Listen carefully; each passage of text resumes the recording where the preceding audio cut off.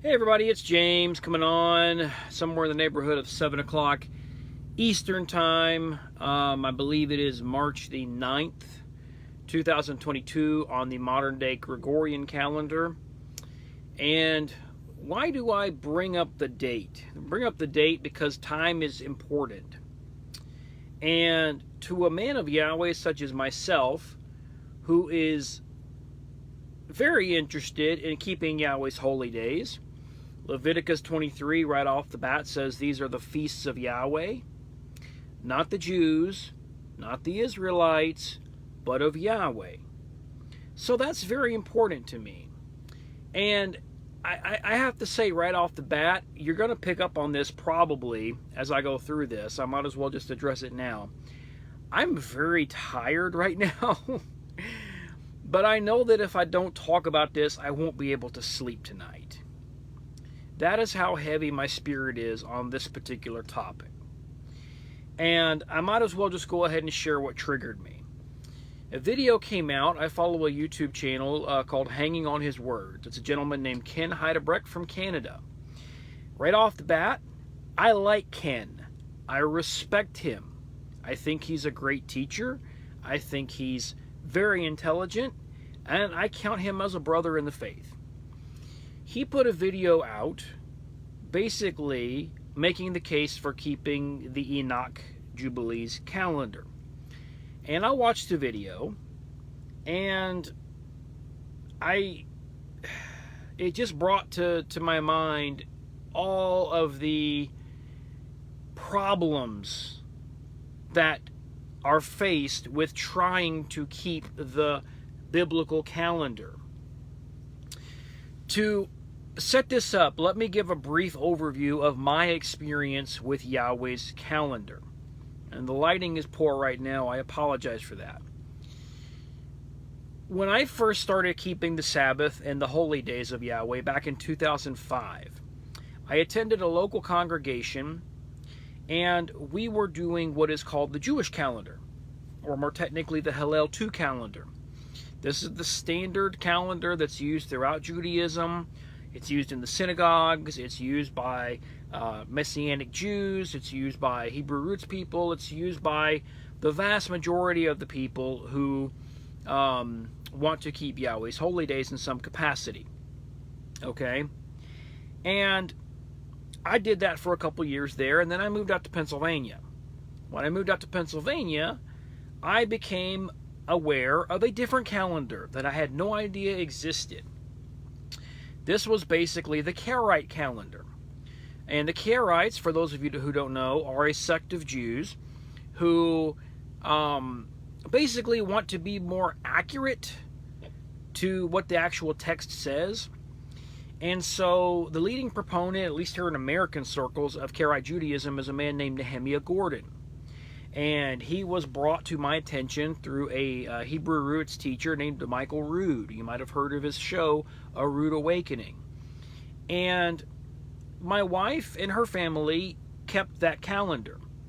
And what it basically is, the modern Jewish calendar, the Hillel 2 calendar, is a lunar solar calendar. The way this works, it starts in the spring, because Exodus chapter 12 says, this month will be the beginning of months to you, will be the beginning of year to you. And it calls it the month of Abib, which basically translates as green. So spring, that's the implied idea here. Okay? So it starts in the spring. And basically it goes, a typical year will be 12 lunar months long. These are observed lunar months. Okay? Now, at the time of the Second Temple, now this is prior to the Hillel 2 calendar being fully adopted, we have evidence that the Jews of the Second Temple, and this was all orchestrated and led by the Sanhedrin, okay, this was the leadership of the time, they basically kept a calendar of 12 lunar months, and they cited the first visible crescent after conjunction. Okay, conjunction is when the moon goes dark. Okay, that's a very loose term. It's 2 or 3 day long window, but generally it's dark moon. Okay, visibly from Earth. And when they saw that first sliver of the moon, that is when the month started. Okay, all the months started. And of course, by default, the first month of the year started the same way. You would go 12 months, 12 months, 12 months. Okay.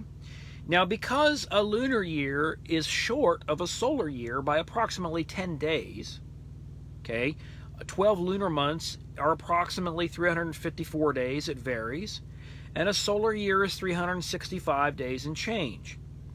So you're 10 or 11 days short every year. Well, after about 3 years, the beginning of your year has fallen behind by approximately 30 days. Now you're getting into the winter months when your year starts, and it's supposed to start in the spring. So what do? You have to add a 13th month. It's called an intercalary month. Okay? Now, the Karaite calendar that I adopted when I moved to Pennsylvania basically did that. And the way the Karaite calendar works is it goes off of the visible sighting of the moon, specifically from the land of Israel. Okay? And it has the other feature of they want to sight the barley at a specific stage in its growth. The idea being that you offer the wave sheaf offering during the Feast of Passover, which is about the middle of the first month. So the barley has to be in such a stage of growth where it can be harvested and eaten. Okay? Either as is from the field, or it can be parched and dried and eaten that way.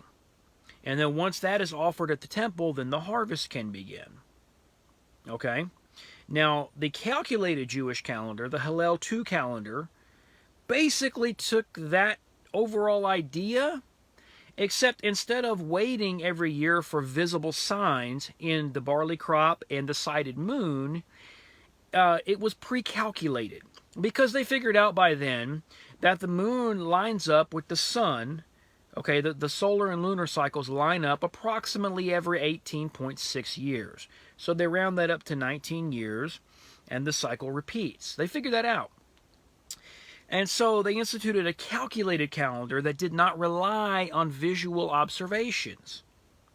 This had the utility of taking any subjectivity out of the calendar. And it allowed all the Jews who were in the land and those who were in diaspora to be on the same exact calendar. That's a good thing on paper. Of course, the Karaite Jews would argue that it's a fallacy. It's incorrect. Okay? So those are the two calendars that I did for the longest time. And basically, somewhere along the line, and I'm just giving the evolution of how I came to know about all the different types of biblical calendars. Okay? Your recollection of this may vary depending on your personal experience on when you came across this stuff. So the next thing for me, somewhere several years ago, I don't remember exactly when, there's a ministry called 119 Ministries. They put out a video series called The Creator's Calendar. Basically with that, they did a few changes to the calendars that I was aware of. Now, I'm sure that other people were following these ideas prior to this video coming out. But in my circles, the best I can tell, this is where the idea was introduced. Okay? The basic changes over the calendars that I discussed were, A, they acknowledged the reality that you have to contend with issues such as famine when it comes time to sighting a barley harvest. If you have to know when the barley is ripe to determine when your year starts, what do you do during famine years when there is no barley crop? What do you do in the 40 years in the wilderness when there's no barley crop? Now, the Karaites, Nehemiah Gordon actually speculated this on his website, Karaite Corner, the Israelites would have sent spies into the land of Israel to see when the barley was ripe. Problem is, there's nothing in our Bible that says that. And I'm going to say that phrase quite a bit in this video, much to my frustration and dismay. So their way around this was knowing that the year needs to start in the spring. Most of the world identifies the beginning of spring with the astronomical occurrence of the equinox, the spring equinox or the vernal equinox. This is a moment where no matter where you're at around the world, you will observe the sun rising due east in the morning, perfectly east from wherever you're at in the world. We know from a fact that we have ancient megalithic monuments like Stonehenge, other monuments like Karnak in France, and literally hundreds of megalithic sites all line up to some variation of the fall and spring equinoxes or the winter and summer solstices, or all four. Stonehenge being a very famous example, okay, in England. It's not that hard to figure this out. It's not that hard to observe visibly when the sun is due east and due west, therefore when it sets. That's equinox, happens twice a year. And it's not that hard to visualize when the sun reaches the northernmost movement and starts to turn around and come back, and when it hits the southernmost movement and turns around and starts to come back. Those are easy to see, okay? It doesn't take a rocket scientist or a brain surgeon or a politician to figure this out. So, the idea that they came up with, and it made sense, because we can't use the barley as a reliable witness. So we need to take the subjectivity out of it and make it more objective. Basically, the way they came up with to reconcile that was the first new moon, the first beginning of the month, right? The new moon. We'll get into that in a few moments here, what exactly that means. The first new moon after that equinox, the spring equinox, would be the first month of the year. Okay? So that works itself out automatically because that date is going to move every year. And that the equinox itself will determine when you add that 13th month. You still have to do that. You still have to add a 13th month to this form of the calendar.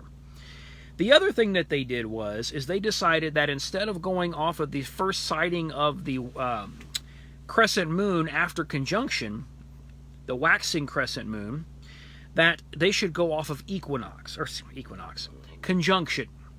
Conjunction is when the moon is not visible from our position here on the ground. And there's a window observable from Earth of about 2 or 3 days when there's no moon. There is an exact moment that can be calculated on when the exact astronomical conjunction is. Now that's not observable. It has to be calculated. We know that there were some of the ancients that were able to do this. They had this knowledge. So it can be done. So within my spheres,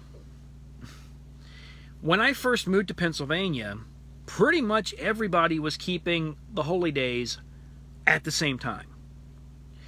We had multiple families getting together for the Feast of Tabernacles and camping, and it was awesome. I loved it. I absolutely adored it, and I miss it. Part of my angst on this topic. Just wearing my heart on my sleeve here, guys. So, prior to this, one more thing that I failed to mention. With the sighting of the sliver moon, the Karaite method that I was using when I moved to Pennsylvania, there's 2 variations on that.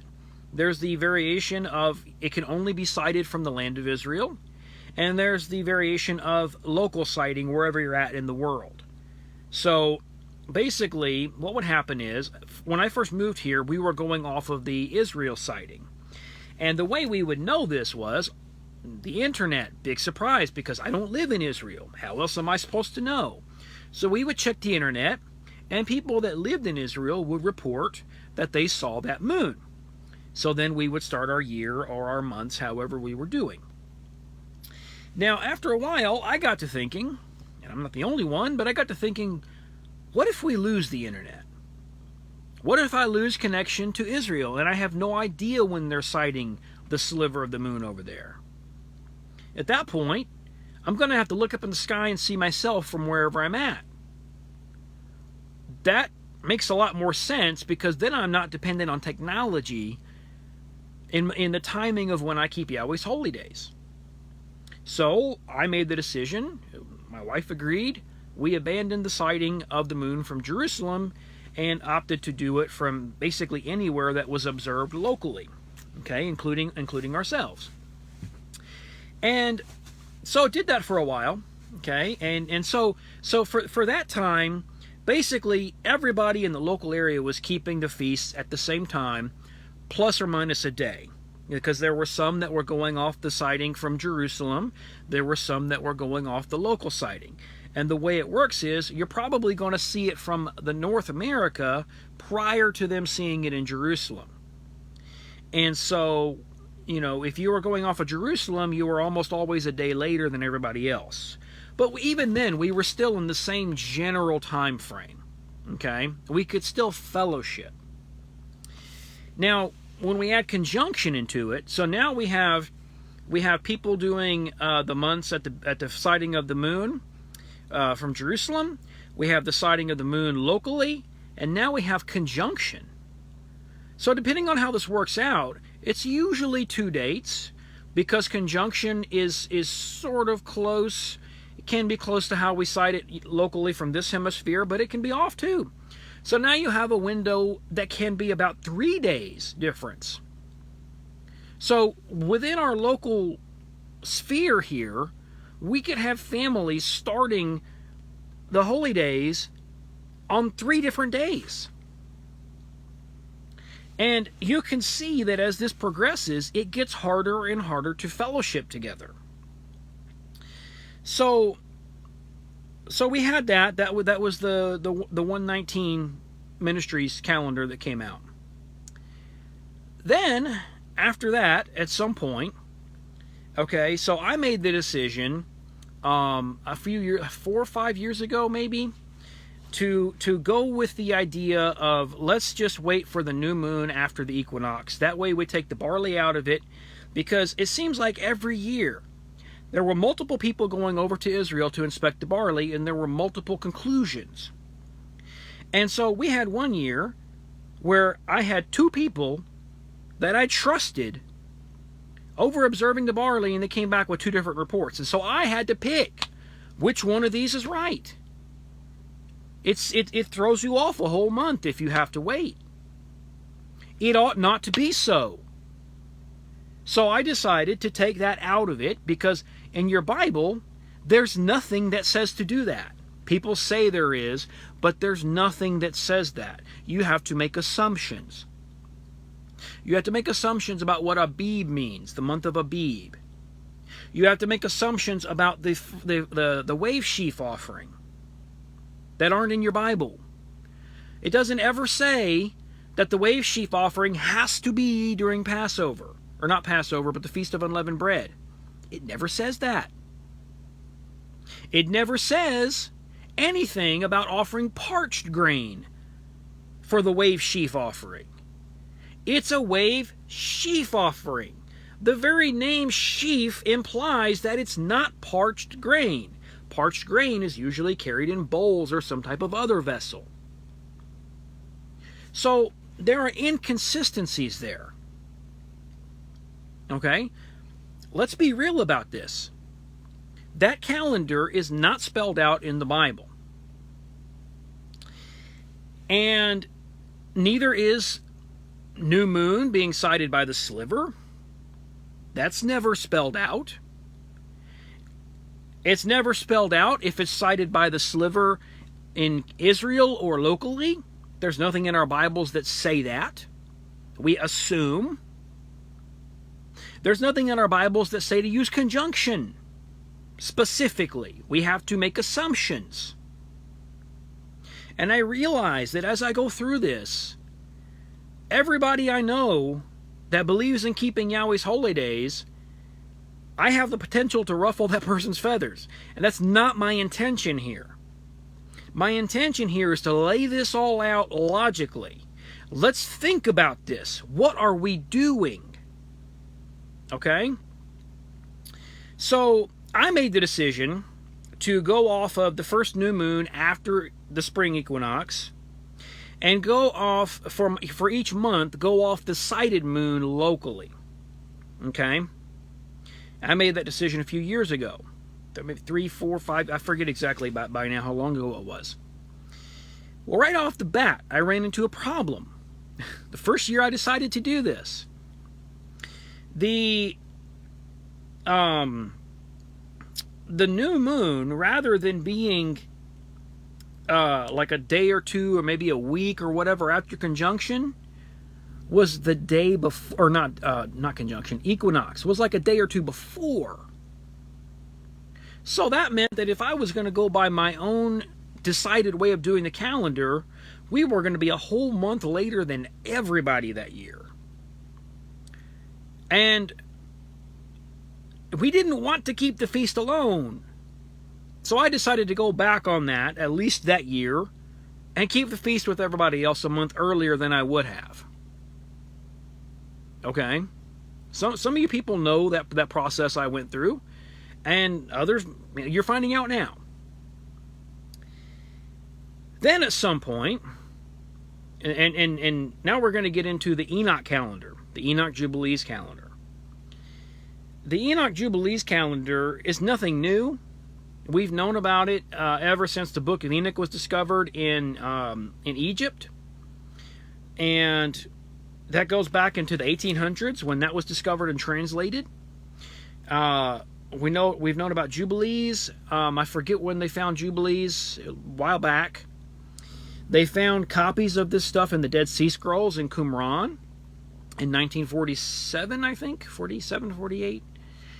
And so these are old documents. They are. Dating wise, they go back way before the Masoretic text. The Masoretic text is the Hebrew that underscores your Old Testament. Your Old Testament will be based on a Masoretic text that was translated in the medieval times. We don't have any ancient Masoretic manuscripts. We don't have the manuscripts that the Masoretic came from. They just appeared in the medieval times. Prior to that, we have copies of what's called the Septuagint. The Septuagint is the Greek translation of the Old Testament that was started approximately, give or take, 300 BC. This was for the Jews who lived in Alexandria, Egypt. They wanted a Bible that they could read in their own language because they didn't speak Hebrew. They were born and raised in Egypt, which spoke Greek at that time. The Dead Sea Scrolls fit somewhere kind of in between. They're dating to where they are a little bit newer than the Septuagint and way older than the Masoretic. Okay, so, and when you compare the Septuagint with the Dead Sea Scrolls and the Masoretic, the Dead Sea Scrolls match the Masoretic in some cases, and they match the Septuagint in some cases.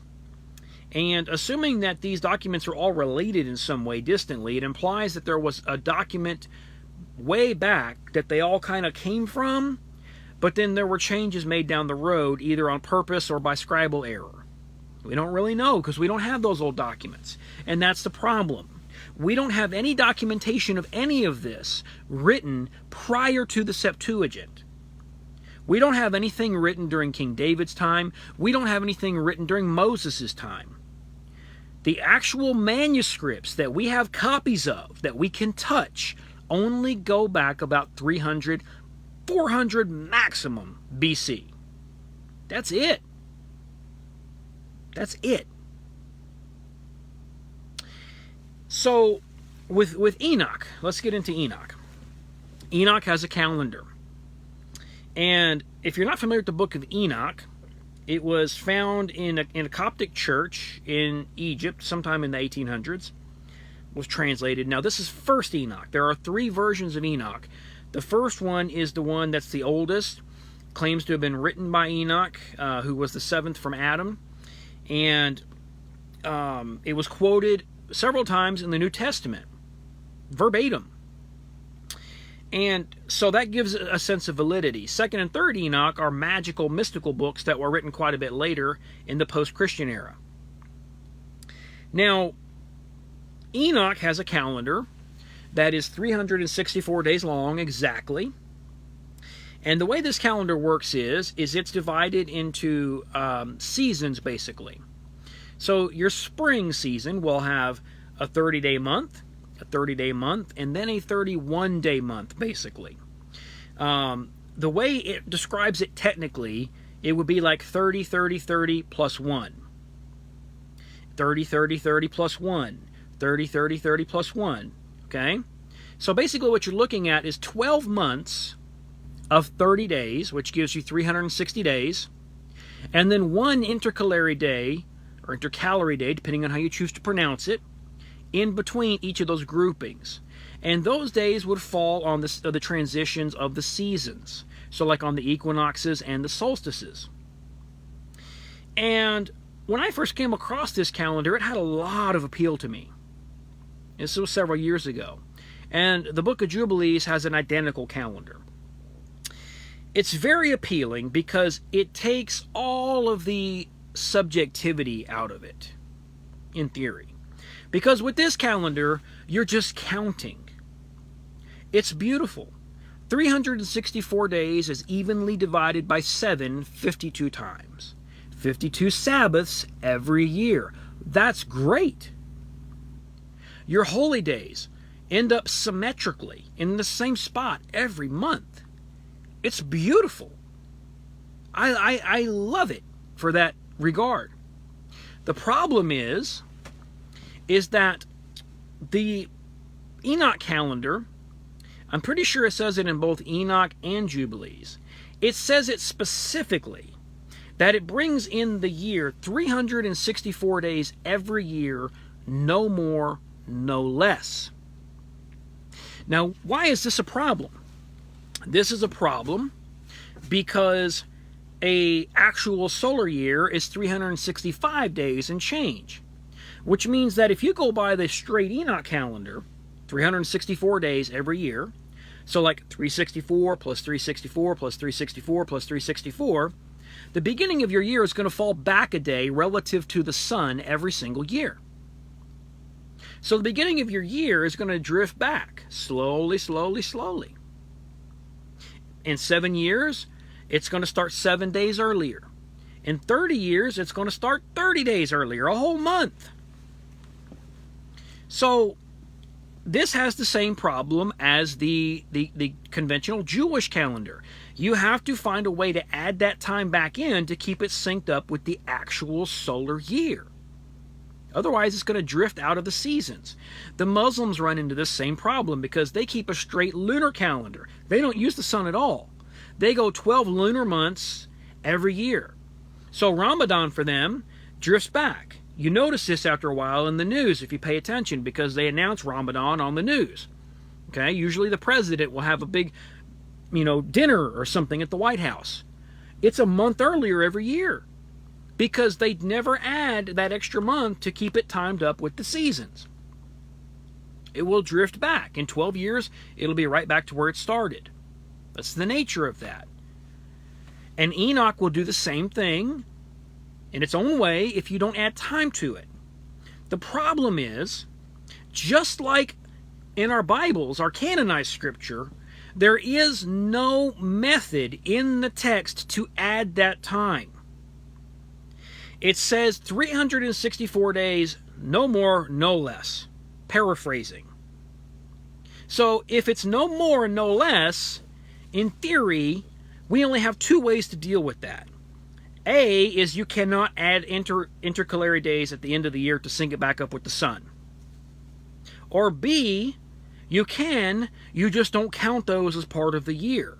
So that way your year is still 364 days long perfectly, but you're still synced up with the sun. Now, to me, that's a cop-out. It's a cop-out. And with the Enoch calendar, we have the same problems we have with the lunar solar Hebrew calendar. This is, when do we start the year? When do we start the months? There are basically two ways that I know of that people calculate when to start the year based on Enoch. Some do on the equinox, The vernal equinox in the spring, that's when the year starts. Now, you have to think outside the scope of our modern Gregorian calendar for this. Okay, because on our Gregorian calendar, the equinox will fall on a different day of the week every year. Okay, but we're not talking about the Gregorian calendar here. We're talking about the biblical calendar. Okay, so let's say, for example, that this year, this year 2022, I know for a fact that equinox is on March the 20th. I'm not sure what day of the week that is, but hypothetically, let's say it's a Wednesday. Okay, so the Enoch calendar would start, and it would start on that Wednesday, and it would go 364 days, and which would mean it would end Tuesday the same week the next year. In theory, equinox would start again on March the 20th, and you start your cycle over. The problem is that if you look over time on our Gregorian calendars and the day of the week, you know, the way the day of the week is, that day of equinox will drift. It'll be like March 20th, March 21st, March 19th. It varies. Okay? And it will change the day of the week. So, what happens with that is it, well, it's not worth getting into the weeds on that. So that's one way to look at it. They started on the equinox, regardless of when it falls every single year, regardless of the day of the week. Okay? The other way to look at it, there is the best I can tell, this is it was started by like a YouTube channel, and then people picked it up and it kind of became its own thing. They call it the Zadok calendar. And the best I can tell, the Zadok calendar is a version of the Enoch calendar. The only difference is that it starts on Wednesday every year. Well, why that, James? Why would it start on Wednesday? It starts on Wednesday because in Genesis chapter 1, let me just read it for you, because this is a big, big thing here. Okay? Genesis chapter 1, we're going to read about the fourth day. We're going to start in verse 14. Then Elohim, or your English translations will say God, said, "Let there be lights in the expanse of heavens to separate the day from the night.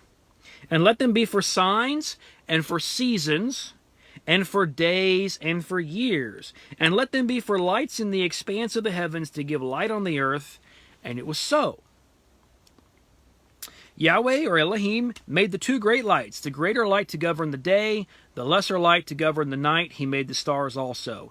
And he placed them in the expanse of the heavens to give light to the earth, and to govern the day and the night, and to separate the light from the darkness. And Elohim saw that it was good. There was evening and there was morning, a fourth day.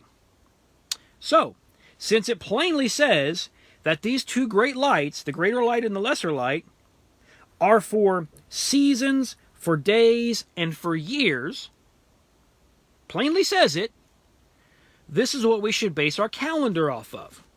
Okay? Now, these didn't come along until the fourth day of the week. So therefore, none of the periods of time that are reckoned by these lights can start prior to that fourth day of the week. So your year, the beginning of your year has to be on a Wednesday, basically is how we would reckon it on our modern time, the fourth day of the week. And that would also be the start of the first month. So every single year this way, it would start on a Wednesday. You'd go 364 days. The following year, the 364th day would be a Tuesday. Day 1 would be a Wednesday. And you would repeat this cycle over and over and over again. Okay? Now,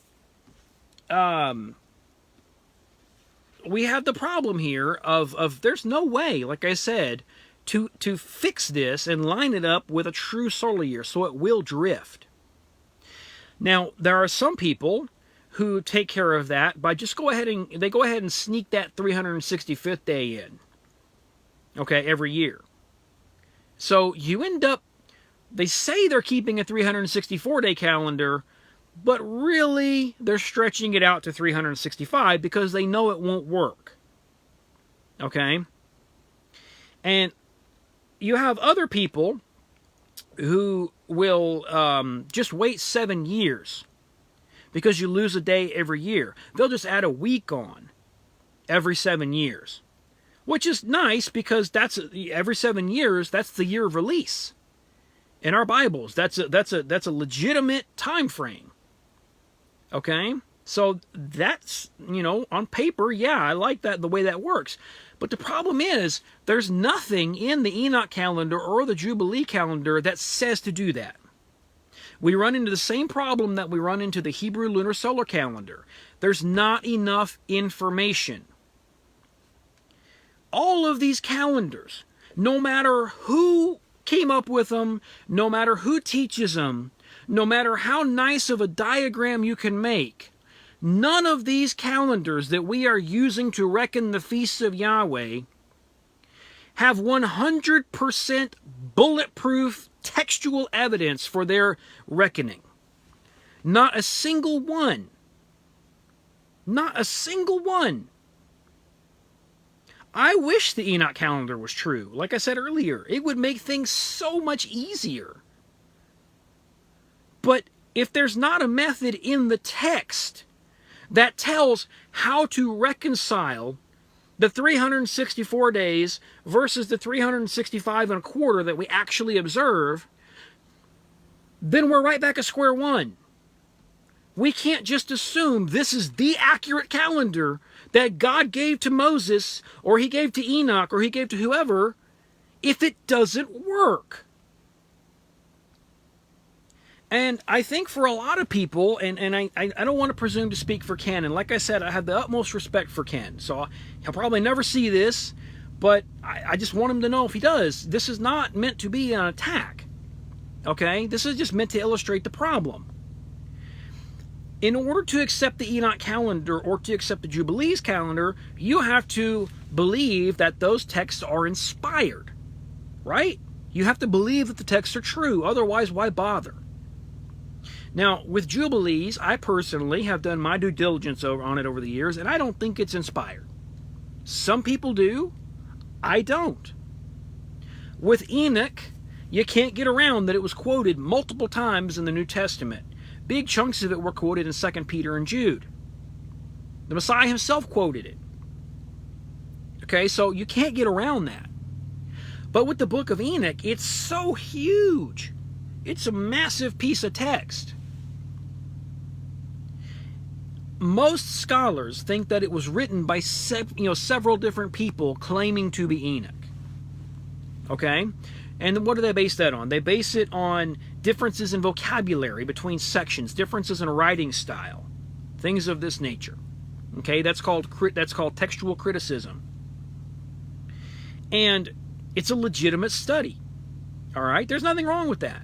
Criticism, we get it in our heads, oh, don't criticize me, like it's some kind of bad thing. There's a thing called positive criticism. It comes from the same idea of critical thought, thinking critically.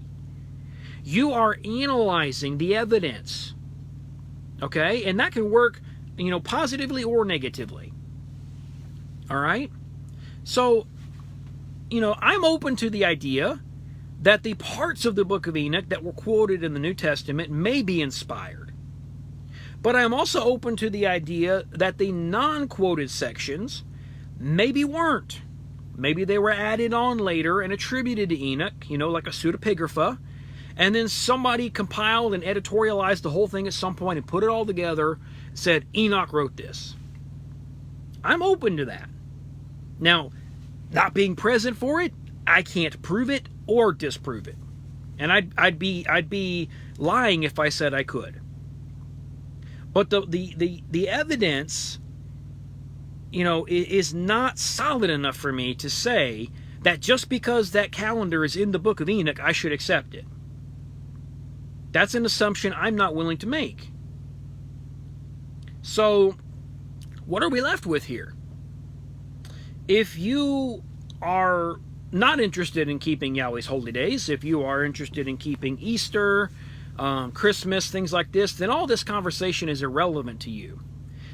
And my wife and I talk about this sometimes, I almost envy mainstream Christianity in that regard, because they know every year exactly when their days will be. Christmas is always December 25th. It never varies. Okay? Easter varies. It's always the first Sunday after the first full moon after spring equinox. The Catholic Church invented that. That's not in your Bibles. It's not. Catholic Church invented that. And the Protestants went right along with it. They didn't protest enough. So, I mean, you can look up Polycrates, you can look up Polycarp. These are early church fathers. Polycarp goes to around 150, 160 AD. Okay? He was a disciple of John the Apostle. He kept the Passover, not Easter. Easter was a later innovation by the Catholic Church. Well, innovation, I say that word, loosely. So, anyway, but we don't have that luxury. Those of us who want to keep the feast of Yahweh don't have that luxury. Because the plain truth is, this book doesn't spell it out. It doesn't. For whatever reason, it doesn't spell it out. We don't have it. If we did, we wouldn't have all of these divisions over when to keep the holy days. So let me just count off here what I just mentioned here. How many versions of the calendar do we have for people who are keeping Yahweh's holy days? We've got the Hillel 2 Jewish calendar. We've got the different variations of the Karaite calendar, which is going to be basically, let's see, you've got 3 different variations there. You've got Jerusalem sighting, local sighting, conjunction, and then those are people who are using barley, so there's 4. You've got the variation of that for people who are going after the equinox, there's 5. And really, you could multiply that by the 3 there because you've still got the same variation on when the months begin. So, but let's just simplify it and say 5, okay? Then you get into the different versions of the Enoch calendar. There's at least 2. There's probably more. Okay, so, I mean, we're if we keep going, we're getting on 10 different variations of the calendar here that are being done. And the part that breaks my heart is that when I first moved here, we were all keeping the feast together, maybe a day apart. And now it's like pulling hen's teeth to get 2 or 3 families together for Sukkot because everybody's on a different calendar. Guys, I don't think this is of Yahweh. Yahweh wants his people to keep the feast together at his appointed times. To me, this is the work of an adversary. This is the work of someone who is trying to divide the remnant. That's the only logical conclusion I can come to. And I haven't even talked about lunar Sabbath. Lunar Sabbath, I have friends that keep the lunar Sabbath. It doesn't make any sense either. Lunar Sabbath says that the Sabbath, which is the 7th day, you're supposed to work 6 days, rest the 7th, right? That's in your 10 Commandments, by the way. So, lunar Sabbath teaches that when the new moon happens, that starts your month. Okay, which the Bible also seems to teach, but I'll get into that here in a minute. That starts your month. It also starts your week. So from new moon, you count 7 days, there's a Sabbath. You count another 7 days, there's a Sabbath. Another 7 days, there's a Sabbath, so 21 days. But we have a problem. A lunar month averages 29.5 days. That's not divisible by 7. So your last week of the month is longer than 7 days. You go longer than 7 days without resting. To me, that doesn't make any sense. It also doesn't make any sense that Yahweh himself kept the very first Sabbath in the book of Genesis. On the 7th day, he rested from all his work. Okay. Was it the 7th day after the moon was invented? No. It was the 7th day from day 1. There was no moon. There was no sun. So how can lunar Sabbath make any sense? Yahweh wasn't keeping a lunar Sabbath the first time he kept the Sabbath. It wouldn't have been 7 days. It would have been like 3. Days 1, 2, and 3, before the sun and moon come along, there was evening and morning. Day 1, day 2, day 3. How do you have evening and morning without a sun and a moon? I have no clue. Honestly. There was light. Let there be light. Day 1. No sun or moon. I don't understand how that works. I'm not going to pretend to, but it doesn't make sense with a lunar Sabbath. Lunar Sabbath also breaks down at Pentecost, Shavuot. Our Bibles plainly say, after the wave sheaf offering, you count 7 sevens, 49 days, and then on the 50th day, that's when you bring the Omer. This is the counting of the Omer, okay? And plainly says it. Plainly says the same thing in the Hebrew and the Greek.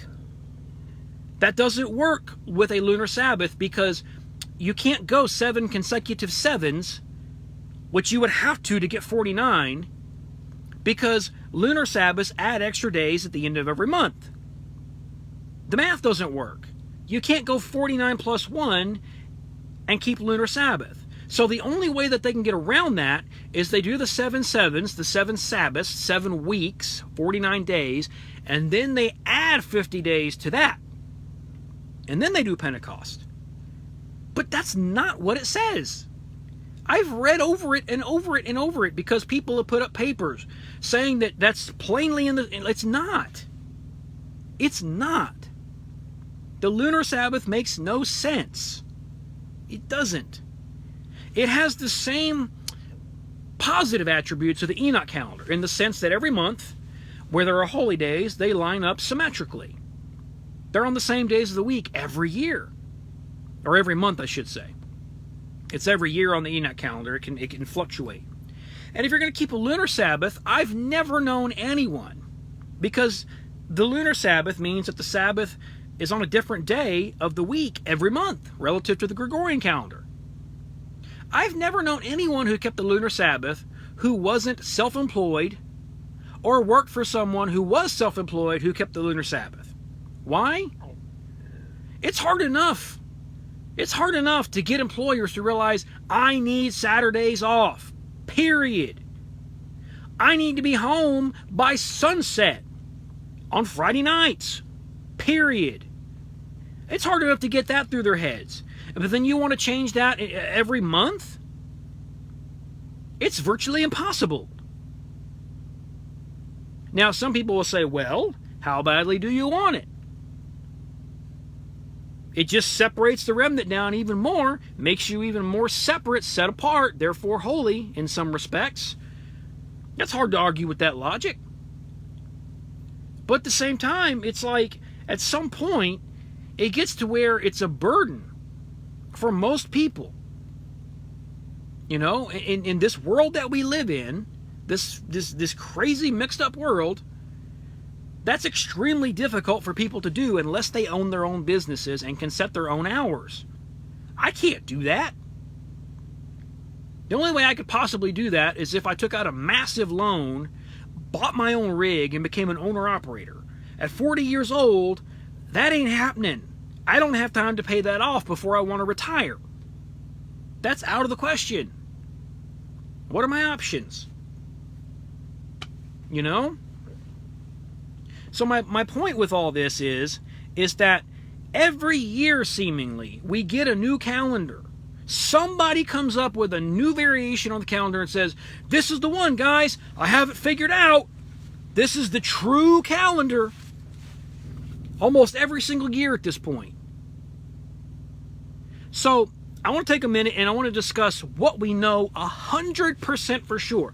Because I've said several times in this video, none of these calendars can be backed up 100% from Scripture. None of them can. No one can point to Scriptures that point blank say, do it this way, period. No one can. That's why we have so many different calendars. That's why there's so much debate and dispute. That's why fellowships are splitting up, because everybody's on a new calendar and we can't get together anymore. What do we know for a fact from the Bible? And when I say the Bible, I'm talking the canonized 66 books, okay, to keep it simple. What do we know from that? When you do a search, and this is easy to do with our modern technology, I use Blue Letter Bible. You can do a search for cardinal numbers, 1st, 2nd, 3rd, 4th, etc., etc. Okay? So I did this to look for what is the highest day of a month ever mentioned in the Bible.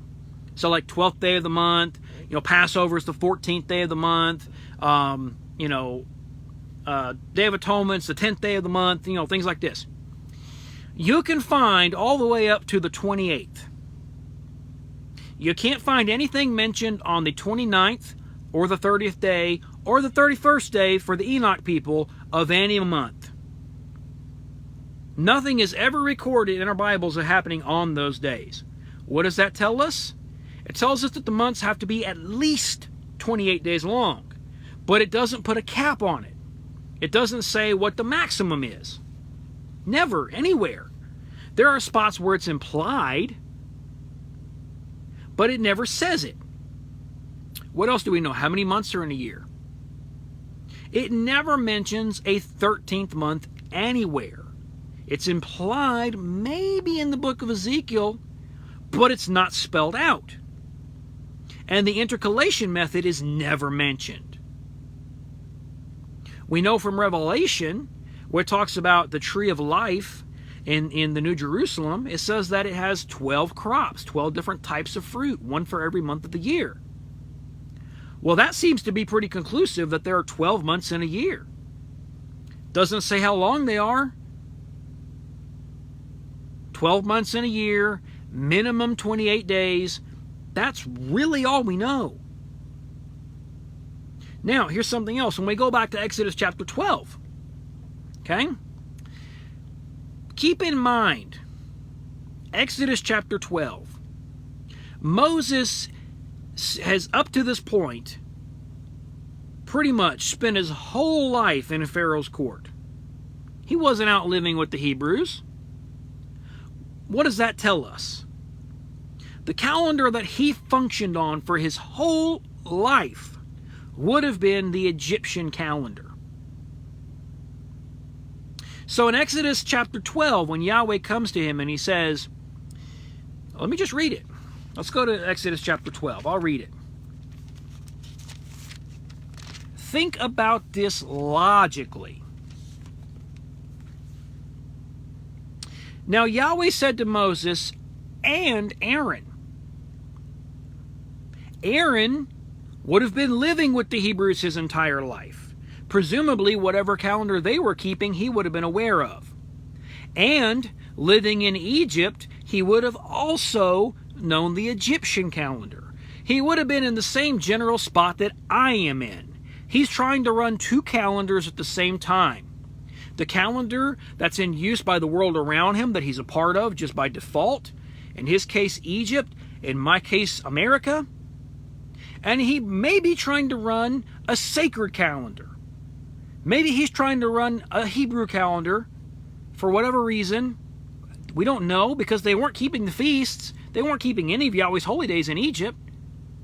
So they weren't keeping the Sabbath. So practically, why would they need to have that calendar at this point? So Aaron may not have even known the biblical calendar. He might have been just like Moses, and all he knew was the Egyptian calendar. So Yahweh came to Moses and Aaron in the land of Egypt. Verse 2, this month shall be the beginning of months for you. It is to be the first month of the year to you. Speak to all the congregation of Israel, saying, on the 10th of this month, they are each to take one lamb for themselves according to their father's households, a lamb for each household. So, we're going to think logically about this. Knowing that Moses only knew the Egyptian calendar. Aaron knew the Egyptian calendar. He may or may not have known Yahweh's calendar. We don't know. But they both knew the Egyptian calendar. They both functioned on it day to day. Did Yahweh have to define to them what a month was? Here's when the month starts. You look up there, see that moon? That's when the month starts. The Egyptians didn't keep a calendar like that. Now, for a while, and there's debate on this among the scholars, for a while they kept a straight lunar calendar for the priests. Just like the Muslims do. 12 months of lunar months, and they did not add a 13th month. They let it drift like the Muslims do. But at the time of the Exodus, which I believe Dave Roll's evidence that it was during the Middle Kingdom, not the New Kingdom. And we know at that time, the prevailing calendar was a 360-day calendar plus 5. And the way they did it was, they had 3 seasons, all based on the agricultural cycle of Egypt, which revolved around the flooding of the Nile every summer. Each season had 120 days, and those were divided into months of 30 days. So 12 times 30 is 360. At the end of the year, they would tack on 5 days, and they were the birthdays of the 5 main gods. Okay? Now, they started the year, again, there's debate on this, we don't know 100% for sure. Most scholars believe that they started the year around what we would call July 20th. At the time, this was when an event called a heliacal rising happened for the star Sirius. The Sirius was very important to the ancient Egyptians. A heliacal rising, it comes from the word helios, which is Greek for sun. A heliacal rising is when a star or a planet goes away for a while. This happens. You know, like in the summer, we don't see Orion, do we? No, we don't. In the summer, we don't see the Northern Cross. We don't see Aquila the Eagle. There are certain constellations we don't see. And so what a heliacal rising is when you have those few weeks or months whenever a star is gone. You can't see it. A heliacal rising is in the morning. It rises and is visible just before the sun comes up, and then it goes away because it's blinded by the sun. There's too much glare. That's a heliacal rising. That is basically when they started their year. And there were variations on that depending on the dynasty and different things like this. But generally, most scholars think that's how it was done.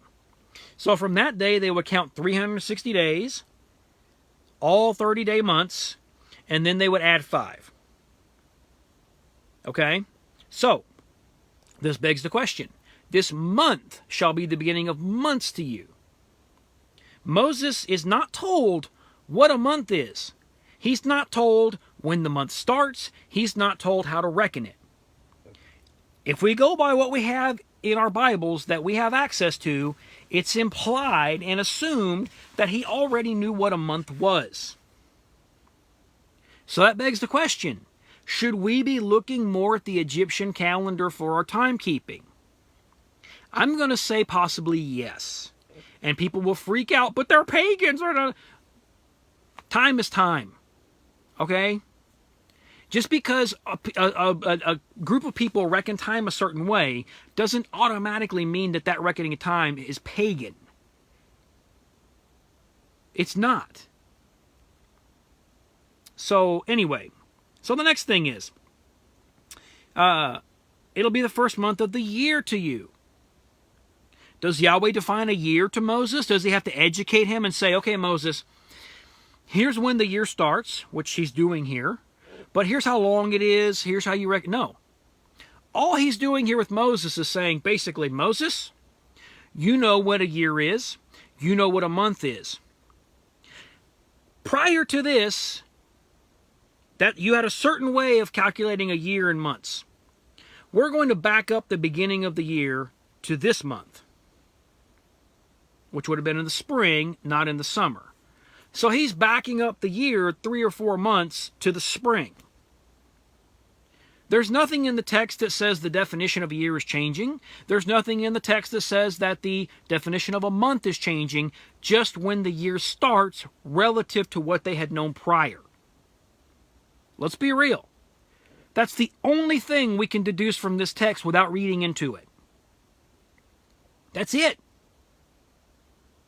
That's it. With a month, our Bibles always translate new moon. And that's how we, reckon the beginning of the biblical months. We call it the new moon, the first day of that month. And like I said earlier, there's at least 3 different ways to reckon it. 2 versions of a sighted moon, conjunction. There's probably others that people have cooked up over the years. Moon in Hebrew is the word Yerek. It's the root word for Jericho, city of the moon. Interestingly enough, when you look in the Hebrew and it says new moon, it doesn't say Rosh Yerek. Rosh means new. You've heard of Rosh Hashanah, the Jewish New Year, which actually starts in the 7th month of the year according to the Bible, which makes no sense. But it doesn't say Rosh Yerek. It says Rosh Kadesh.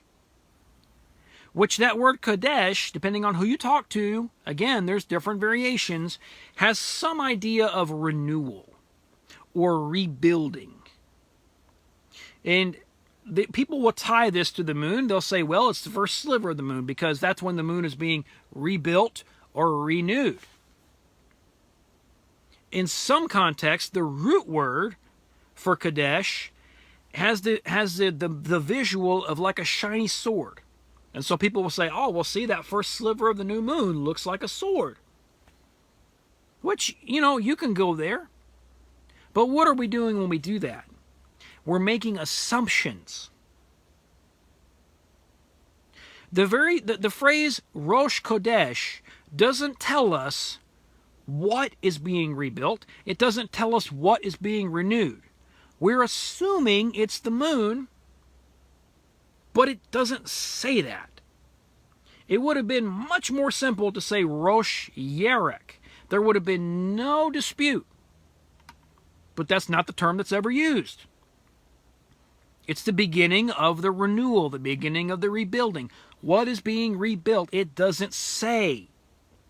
It does not spell it out. Now, if you go by the Enoch calendar, you can say, well, yeah, because we don't use the moon for months, so new moon doesn't need a moon. It's the beginning of the renewal. We're renewing the monthly count. We're renewing the count of 30. We're starting over. That makes sense, right? I mean, the point with this is hopefully you've seen by now, and if you're a Christian who hasn't ever delved into this, you're getting a big education here. It's a lot of information, and it can be weighty and it can be cumbersome. And if you're someone who has been looking at keeping Yahweh's holy days, you're probably shocked right now. Like, oh, this is what's going on? Wow. I'm sorry for that. I am genuinely, from the bottom of my heart, sorry for that. It grieves me. It shouldn't be this difficult. And I don't know where the information went. I don't know why it's not in our Bibles. Our Bibles don't spell it out. I don't know. Now, the people that prescribe to Enoch and Jubilees will say, well, Jubilees specifically said that when people stopped keeping Yahweh's commandments, they were going to lose track of his calendar. Well, it's hard to argue with that. We have no idea what his calendar is now. Completely lost it. Completely lost it. So, I'm going to conclude with two things. First is, if you're keeping Yahweh's holy days on any of these calendars, I'm not upset with you. I have no animosity towards you because I don't know which one is right. I think they are all wrong, actually. Because like I said, none of them can be shown to be 100% bulletproof. Not a one. They're all containing something that doesn't add up. Every single one of these calendars has that flaw. And it's a different flaw for each calendar. None of them add up 100%. None of them work 100% based only what is in the text and nothing more. With all these calendars, we have, even the Enoch and Jubilees, we have to make assumptions. We have to make subjective judgment calls, arbitrary decisions on how we implement these calendars. And so every time a new calendar is discovered, what do we have? We have more division within the people who are trying to keep Yahweh's commandments. Who would do that? Who would do that? Our Bible specifically prophesies. Let me read you something. Let me read Deuteronomy 30. Okay? Did you know that the devil can read the Bible? He probably knows it better than we do. You know, like I'm just, spitballing there. Deuteronomy 30. He knows this is in our Bible. So it shall be when all these things that come upon you, the blessing and the curse which I have set before you, and you call them to mind in all the nations where Yahweh your God has banished you. Which is exactly where we're at today. Yahweh scattered Israel, and they have never been brought back to the land. Never. We're still scattered. And you return to Yahweh your God, your Elohim, and obey him with all your heart and soul according to all that I command you today, you and your sons. He's talking about his holy commandments. We have not seen this ingathering fulfilled yet. Then Yahweh your Elohim, verse 3, will restore you from captivity. In other words, these nations that we are captive, we are held here against our will. We can't help it that we were born in America. Yes, it's a blessing in a lot of ways. But America wasn't promised to the descendants of Abraham, was it?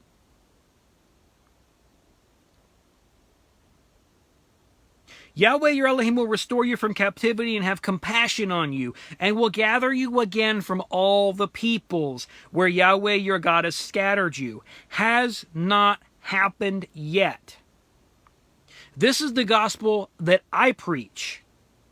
I preach the Galatians 3 gospel. That the good news that was preached to Abraham, that Paul was talking about, was that he would have not only his descendants, but himself would inherit the promised land forever. And the good news of the gospel is that the Son of Yahweh, Yahshua the Messiah, made a way for that to happen. Our individual salvation is a part of that, but it's bigger than that. It's corporate salvation for a nation, a people, those who are grafted into the Romans 11 tree. The Israel of Yahweh, the Israel of God. The prophets testify to it. Yahshua testified to it. It's all through our Bibles. Now, we have people, I'm one of them, who are heeding this call to return to his commandments. We know what this is going to bring about. He says specifically that when you return to Yahweh your Elohim and obey him with all your heart and soul according to all that I command you today, you and your sons. 2 generations is all we need. That's it. 2 generations. My family, this is what we feel every day. We wake up with this call on our hearts to obey our Maker. I teach my children this. People I know teach their children this. The devil knows this is in our Bibles. You think he's going to try to stop this? Yeah. How's he going to do that? How's he going to do that? By sowing division. Hath Elohim said? Did God really say that? That's what he does. We have this opportunity for the people of Yahweh, and by that, I mean people who have chosen to covenant with him and keep his commandments. Not everyone that says to me, Lord, Lord, will enter the kingdom of heaven, but the one who does the will of my Father. Right here, it tells us the will of the Father. You think he wants to stifle that? You think he wants to ruin that? How's he going to do that? By splitting us up. Every year a new calendar comes out. Wow, I figured out the calendar. Oh, and by the way, you can buy it for $29.99.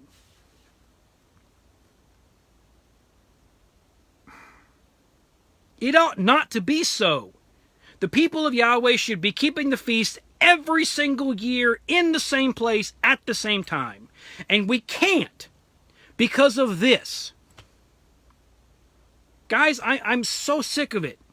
I'm so tired of it. My soul just grieves. My instinct is to say, hey, let's call a calendar convention. Let's get the elders of the people together and let's have a conference. You know, like how the Catholics used to do when they would get together and have these synods and stuff and figure stuff out. Let's figure out how we're going to do this so we're all on the same page. But I know that that'll never happen because you're going to get 100 elders in a room and they're all going to come with their calendars and their ego and their pride and say, well, I'm the one that's right. You better come to me. We're going to be united my way. And they're all going to be like that. That's how it is now.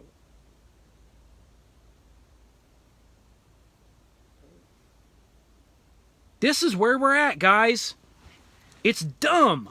It's stupid. It just is. How many new calendars are going to come along before we finally figure out this is folly? I don't even, look, all I can say for sure is that, like I said earlier, none of these calendars can be borne out 100% by what's in the text. None. So for me and my family, any of these calendars that I choose to keep, it's strictly an arbitrary decision. I have nothing to back it up other than to say, well, this is maybe the least wrong. That's great, right? That's great. It just burdens me, guys. I can't stand it. I cannot stand it. The burden of this exile is a reproach to me. It breaks my heart. The only solution that I can see to this is when we get in our Bibles and we get into end times prophecy, we have these day counts that are mentioned in Daniel and they're mentioned in Revelation. I think that Yahweh gave us those day counts for a reason. He put limits on those events time-wise for a reason. And in Daniel, he starts one of the counts based on the abomination of desolation, which cannot be what happened under Antiochus Epiphanes, because the Messiah himself said that when you see the abomination of desolation spoken of by Daniel the prophet, which is after Antiochus Epiphanes, so he's talking a future event. The fall of Jerusalem under Titus doesn't meet the criteria. Sorry, preterists. The only thing that I can think of is that when that event happens, and hopefully we can recognize it, and we start to see things happen, they will happen according to these specific day counts. In Revelation, I taught on this this past Sabbath. I was teaching the second Exodus from the New Testament, and most of it came from Revelation 11 through 13. You've got 3 time periods. You've got 42 months, 1,260 days, and a time times and half a times. If that was all supposed to equal 1,260 days like we're taught by dispensationalism, why not just say 1,260 days and make it easy for us sheep? But he didn't. He gives us 3 specific periods of time, and if we read Revelation chiastically the way it's intended, which is, if you think of a menorah, for my Christian friends and family, you may not be familiar with what that looks like, so I'll explain it. It's the 7-branched lampstand that would have been found in the tabernacle and temple. It has a stick that goes straight up, and then it has 2 that come off the sides, and then 2 more, and then 2 more, for a total of 7. So you have 3 on each side flanking the middle. When you read chiastically, you read those outer candlesticks first. Then you read the next 2. Then you read the next 2, and it leads you to that center one. Revelation 11, 12, and 13 are those middles. 12 specifically is the dead center, if we read it chiastically, the way it's written. You can line up those 42-month periods. You could line up the 1,260-day periods, and it looks just like the first Exodus. It does. My thinking is that if we can identify the abomination of desolation, if we can identify the events that start each of those cycles of time, if we can say, here's when the 42 months start, here's how I know for sure. And then I go from there and I say, oh, here's the next event. Here's the 1,260 days. When we start to be able to do that, now we're cooking. Now we can figure out what kind of time we're looking at here. Because what do we have there? We have months. We have days and we have times. It doesn't say years. When you look at time, times, and half times in Daniel and in Revelation, it never uses the word for years. It uses the word for just generic times. It can mean anything. I think that's going to be the key. I think that's going to be the key. So, obviously, we're not there yet. What I would like to see is the leaders get over your pride and your ego, and let's figure out how can we get back to doing the feast together again. And I realize that this is mostly going to impact the people that I know personally in my sphere of my extended family here in Pennsylvania. I get that. And I don't want this to be taken as anger or vitriol or judgment on anybody who's keeping any of these calendars. Because that would have to come back to me, because I've been keeping these calendars too. Right?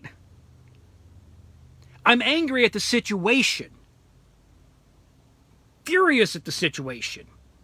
We've been put in a spot that has us separated when we should be united. And so I would like to see, larger regional groups, and everybody watching this, regardless of where you're at in the country, you have a regional area of people who also keep Yahweh's holy days. I would like to see, those areas get on the same page again.